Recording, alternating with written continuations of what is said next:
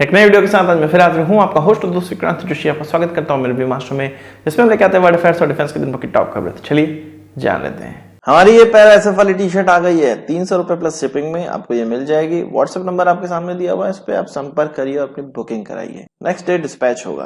अपनी सबसे पहली खबर की बात करेंगे तो वो इंडियन आर्मी की तरफ से निकलकर सामने आ रही है AK-203, जिसको कि अमेठी के अंदर बनाया जा रहा है। पर अभी ये राइफल्स रशिया से बनकर आ रही हैं और रशिया से बनी हुई जो राइफल्स हैं उनको इंडक्ट कर लिया गया है। इनके इंडक्शन होते ही भारतीय आर्मी के ऐसे लोगों को जो आगे चल के इस राइफल को इस्तेमाल करना दूसरे लोगों को सिखाएंगे, उनकी ट्रेनिंग चालू हो चुकी है। ग्रेनेडियर्स रेजिमेंटल सेंटर जो कि जबलपुर मध्य प्रदेश में है, वहां पर इनकी ट्रेनिंग चल रही है। ये ऐसे कुछ लोग हैं जो कि ट्रेनिंग लेने के बाद आगे हमारे फोर्सेस के जो जवान हैं, जो ऑफिसर्स हैं, उनको भी इसको चलाना सिखाएंगे। इसकी कुछ चर्चा कर लेते हैं। ये पहले जो AK-47 या इंसास राइफल है उनसे हल्का है, साथ ही साथ इसकी जो रेंज है वो 800 मीटर की है और ये 700 राउंड पर मिनट फायर कर सकता है, जो कि इंसास के 50 राउंड पर मिनट से बहुत ज्यादा है। इसका मतलब ये है कि ऑफिशियली हम इसको इस्तेमाल करना स्टार्ट कर दिए हैं। बात कर लेते हैं थाईलैंड और चीन के रिश्तों की। आपको पता है कि थाईलैंड की तरफ से एक सबमरीन खरीदा जाना था, जो कि चीन से खरीदा जाना था और इसका मूल्य लगभग $350 मिलियन था। ये एक कन्वेंशनल सबमरीन था, मतलब डीजल इलेक्ट्रिक सबमरीन था।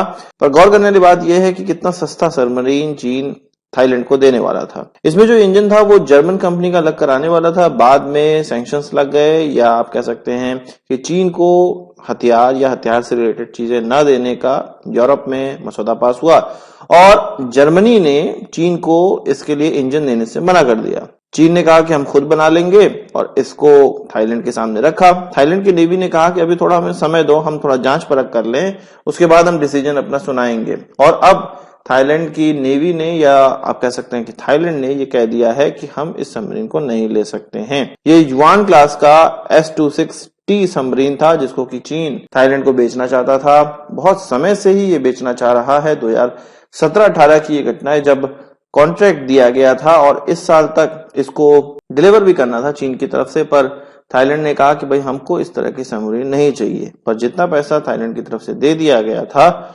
उसमें अब चीन कह रहा है कि हम आपको एक फ्रिगेट दे देंगे या 2 फास्ट पेट्रोल बोट दे देंगे, जो आप चाहें वो हम आपको दे सकते हैं। तो कुल मिला के चीन के हाथ से एक बड़ा कॉन्ट्रैक्ट चला गया और दुनिया ये जान रही है कि चीन के जो हथियार हैं, अगर वो चीन के इंजन या उसमें कोर टेक्नोलॉजी अगर चीन की इस्तेमाल हो रही है तो वो हथियार नहीं लेने हैं, क्योंकि उससे आगे चल के परेशानी ही होने वाली है।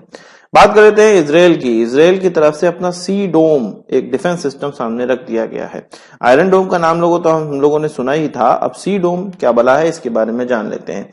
आप सी डोम को एक तरह से मान सकते हैं आयरन डोम, जो कि वॉरशिप में लगाया जा सकता है। असल में इजराइल के एक दक्षिणी इलाके में एक सिटी है जिसका नाम इलात है और ये एक पोर्ट सिटी आप इसको मान सकते हैं। जब इस सिटी पर हमला हुआ तो इजरायली डिफेंस फोर्सेस की तरफ से अपने सी डोम को एक्टिवेट कर दिया गया, क्योंकि ये पूरा समुद्री इलाका था, या आप कह सकते हैं कि पोर्ट सिटी है, तो यहां पर आसानी से वॉरशिप पहुंच सकती है। और ये जो वॉरशिप थी वो SAR 6 क्लास का कोवर्ट था, जो कि जर्मनी के द्वारा बनाया गया था। सी डोम इसी में लगा हुआ है, आप कह सकते हैं कि आयरन डोम का भाई है और राफेल एडवांस डिफेंस सिस्टम की तरफ से इसको बनाया जाता है।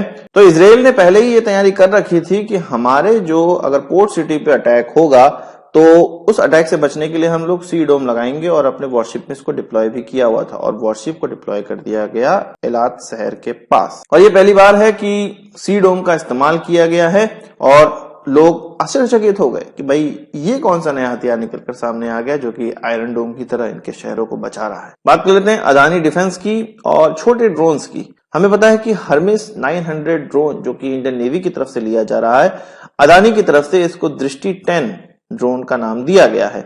इसी तरह अदानी की तरफ से अब एक दृष्टि 6 टैक्टिकल UAV प्रोग्राम पे काम किया जा रहा है, जो कि भारत के अंदर ही बनाया जाएगा, अदानी के द्वारा ही बनाया जाएगा, अदानी डिफेंस के द्वारा ही बनाया जाएगा। और ये जो दृष्टि 6 है वो हर्मिस 450 या 450 पर बेस्ड डिजाइन है, या आप कह सकते हैं उसी का भारतीयकरण या भारतीय नामकरण को दे दिया गया है और उसका भारत में निर्माण होने वाला है।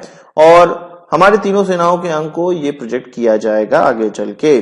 जिस तरह से हर्मिस 900 को दृष्टि 10 नाम दिया गया है और इसके काफी कॉन्ट्रैक्ट अदानी की तरफ से सिक्योर भी किए गए थे, भारत के अंदर भी और भारत के बाहर भी। उसी तरह हरमिस 450 के लिए भी 2016 से ही अदानी के पास सप्लाई चेन में अपना एक मुकाम है और इससे काफी एक्सपीरियंस भी इनको मिला हुआ है और अब ये इस ड्रोन को पूरी तरह से भारत के अंदर बनाने का प्रयास कर रहे हैं। इसका इंड्योरेंस की बात करें तो 20 घंटे का इंड्योरेंस है, पेलोड क्षमता 180 किलोमीटर की है और इसकी सर्विस सीलिंग या ऑपरेशन सीलिंग 18,000 फीट की है। और आप इसको तपस ड्रोन से कंपेयर ना करें, उससे काफी छोटा ये ड्रोन है और मुझे लगता है कि अदानी के द्वारा ये बनाया जा रहा है तो इसको भारत में कस्टमर भी आसानी से मिल जाएंगे और टेक्नोलॉजी इसमें इजरायली लगी हुई है। आपका कहना है इस खबर पे कमेंट बॉक्स में जरूर बताइएगा। आज की इस वीडियो के लिए बस इतना ही। आशा करता हूँ कि वीडियो पसंद आया होगा। आपको एक बड़ा आंसर जरूर देंगे। इस वीडियो संबंधी सवाल सुझाव कमेंट बॉक्स में जरूर लाइएगा और यदि आपने हमारा चैनल सब्सक्राइब नहीं किया उसे भी कर लीजिए क्योंकि हम इस प्रकार की वीडियो लाते रहते हैं। नमस्कार, थैंक यू, जय हिंद।